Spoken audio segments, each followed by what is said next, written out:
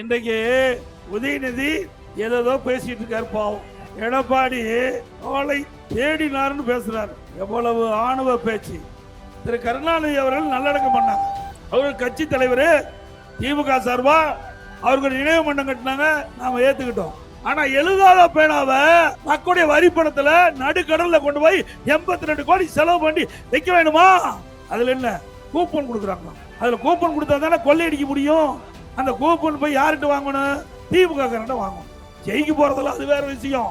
ஆனாலும் அவர் அறிவிக்கின்ற அறிவிப்பு திமுக குடும்பத்துக்கு அதுல ஒரு வருமானம் வரணும். Radiance Eternity, high-rise apartments in the heart of OMR. See what OG luxury feels like. இன்றைக்கு சேலம் மாவட்டம் அதிமுக கோட்டை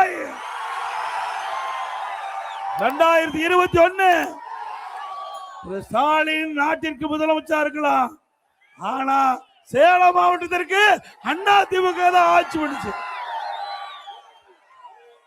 2021 11 சட்டமன்ற தொகுதியில 10 தொகுதி வென்ற ஒரே மாவட்டம் சேலம் மாவட்டம்.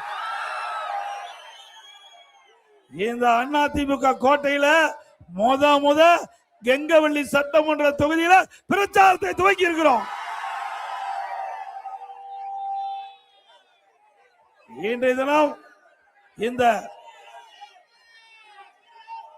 வீரகனூர் பேரூராட்சியே இந்த பூமி அதிர்கின்ற அளவிற்கு மக்கள் வெள்ளம் அங்கே குழுமி இருக்குது. இன்றைக்கு உதயநிதி ஏதோ பேசிட்டு இருக்காரு. பாவம் எடப்பாடி அவளை தேடினார்னு பேசுறாரு. எவ்வளவு ஆணவ பேச்சு! இன்றைய இடம் தமிழருடைய பண்பாடு. ஒரு பொறுப்பு கிடைக்கின்ற பொழுது ஒருவரிடம் ஆசி பெறுவது தவறா? திருமணம் ஆகிறோம், திருமணம் முடிஞ்ச உடனே பெரியவங்க காலில் ஆசி வாங்குறோம்.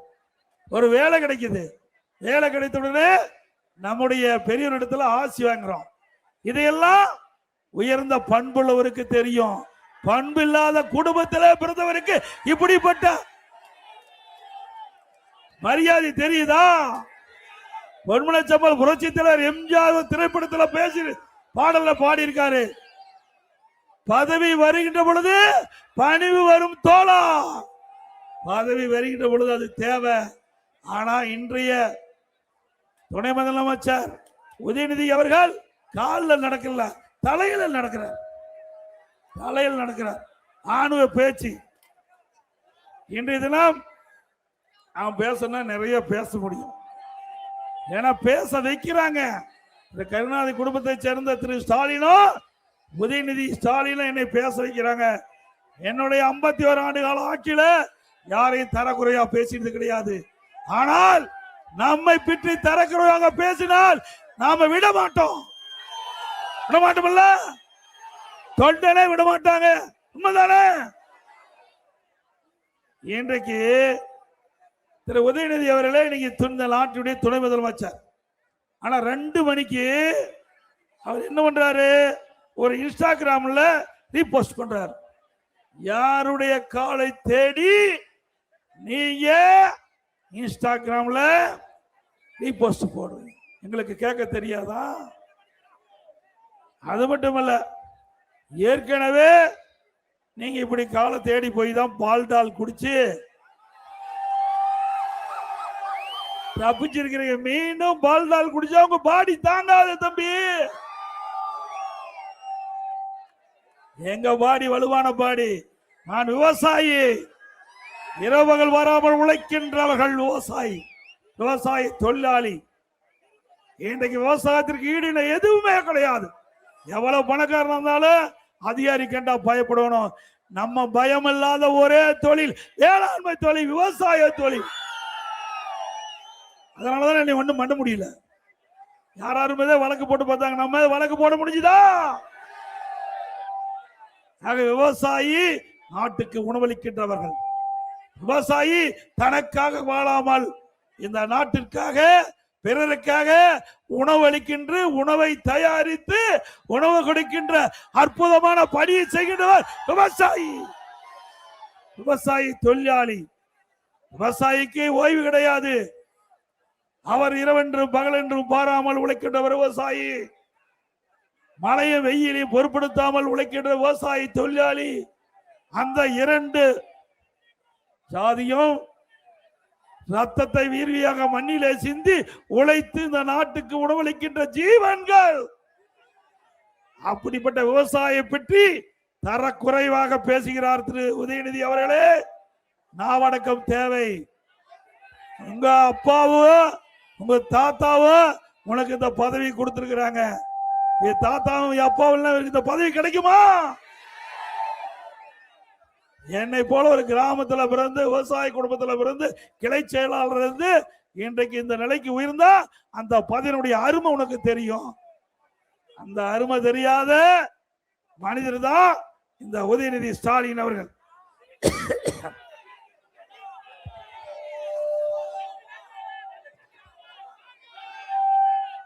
அது மட்டுமல்ல,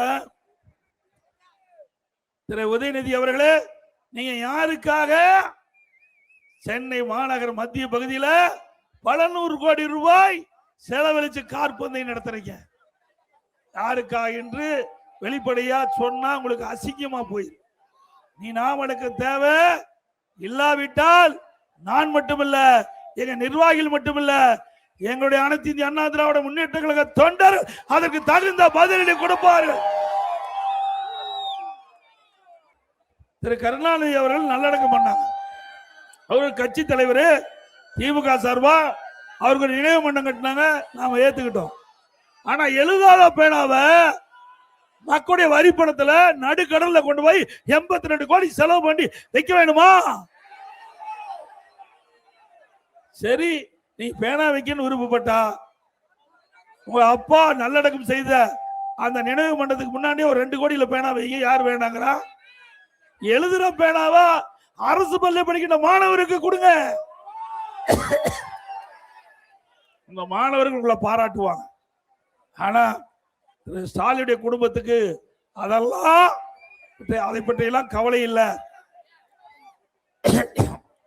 அப்புறம் இன்னைக்கு தமிழ்நாட்டில் சட்ட ஒழுங்கு சந்தி சிரிக்குது. உண்மைதானே? யாருக்காவது பாதுகாப்பு இருக்குதா? சிறுமிக்கு பாதுகாப்பு இருக்குதா? 2 வயசு குழந்தை கூட விட்டு வைக்க மாட்டேங்கிறான். 2 வயசு குழந்தை கூட இந்த மண்ணில் வாழ முடியாத அவலங்களை இந்த ஆட்சியிலே பார்க்கப்படுகிறது. இன்னைக்கு பாலியல் சீண்டுக்கு உட்படுத்தப்பட்டு அந்த சிறுமி கொலை செய்யப்படுகிறார். இன்னைக்கு பல பெண்கள் இந்த ஆட்சியில பாலியல் சீண்டலுக்கு உட்படுத்தப்பட்டிருக்கிறாங்க. இதுதான் இப்படி பாட்டியம்மாவை கூட விட்டு வைக்க மாட்டாங்க. கேவலம் மோசமான ஆட்சி. வாயில பேசுறதுக்கே கூச்சமா இருக்குது. அப்படிப்பட்ட ஆட்சி நடத்திக்கிட்டு நம்ம பத்தி விமர்சனம் செய்யறாங்க. இப்படிப்பட்ட ஆட்சி மீண்டும் தொடர வேண்டுங்களா?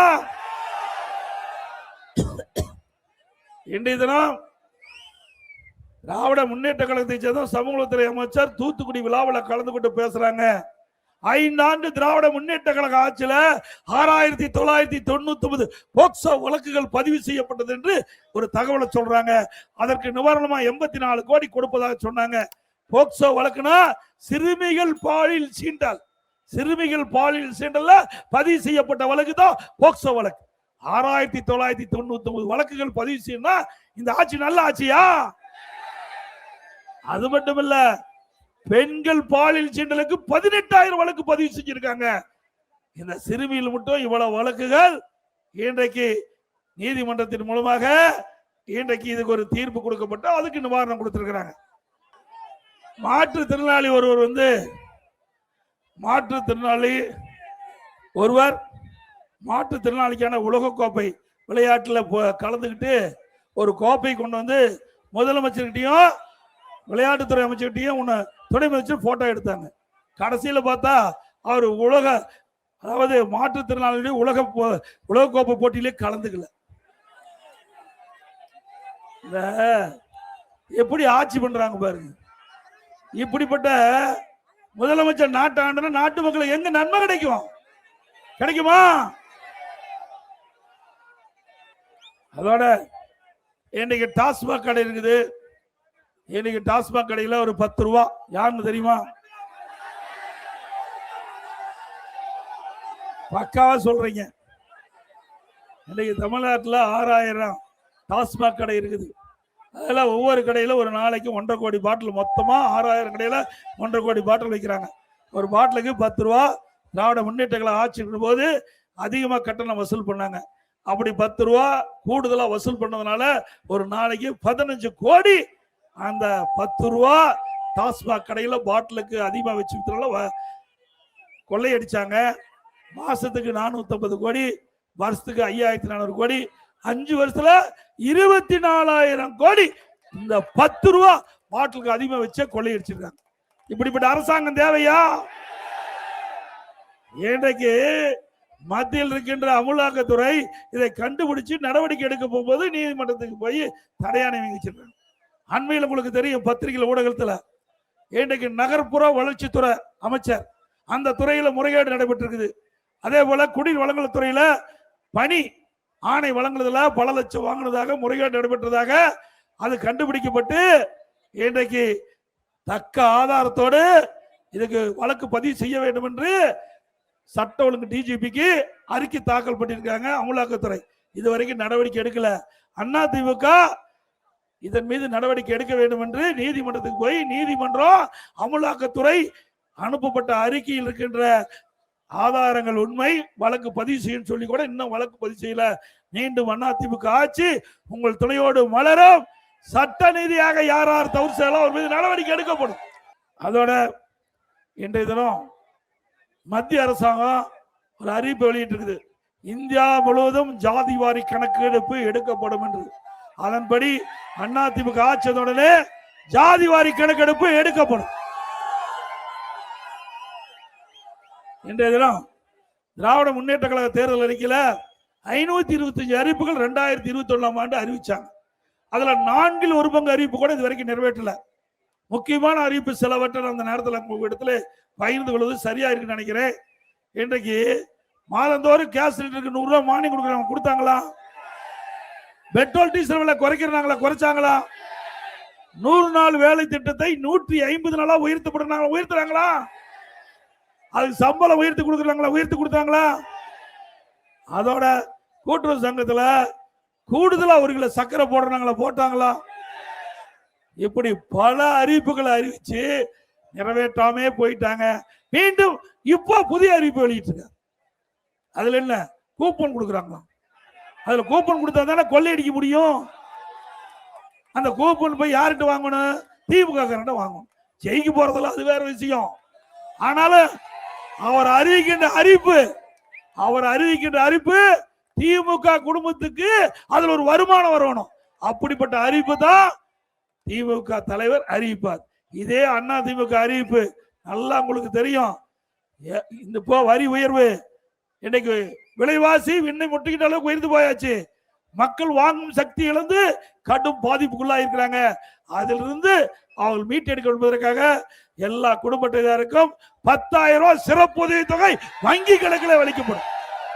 அவருடைய வங்கி கணக்கிலே செலுத்தப்படும். அவர் எது வேணாலும் அந்த பணத்தை பயன்படுத்திக்கலாம். அதே போல ஒவ்வொரு குடும்ப தலைவிக்கும் மாதந்தோறும் 2,000 ரூபாய் அவளுக்கு வழங்கப்படும். அதோட எல்லா குடும்பத்தினருக்கும் ஃப்ரிட்ஜ் விலை இல்லாம வழங்கப்படும்.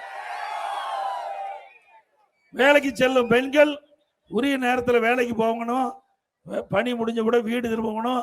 அதற்கு ஏற்கனவே அம்மா அவங்களை அறிவிச்சாங்க. அதன்படி அதிமுக ஆட்சியில 3 லட்சம் அறிவிச்சு 2,85,000 பேருக்கு அம்மா இருசக்கர வாகனம் மானியத்தில் கொடுத்தோம். மீண்டும் இப்பொழுது 5 லட்சம் பேருக்கு அம்மா இருசக்கர வாகனம் வழங்கப்படும். மானியம் 25,000 வழங்கப்படும். அதனால இப்ப மகளிருக்கு தான் நகர பேருந்துல கட்டணம் இல்லாமல் பயணம் செய்யறாங்க. அதிமுக ஆட்சி வந்த உடனே ஆண்களும் நகர பேருந்துல கட்டணம் இல்லாமல் பயணம் செய்யலாம். அது மட்டும் இல்ல, ஆசியாவிலேயே இந்த கெங்கவெளி சட்டமன்ற தொகுதியில தலைவாசல் பகுதியில ஆசியாவிலேயே மிகப்பெரிய கால்நடை பூங்கா 1000 ஏக்கர்ல 1200 கோடி 1200 கோடிகளுங்க அந்த திட்டத்தை உருவாக்கணும். ஆசியாவிலேயே இல்லாத திட்டம்.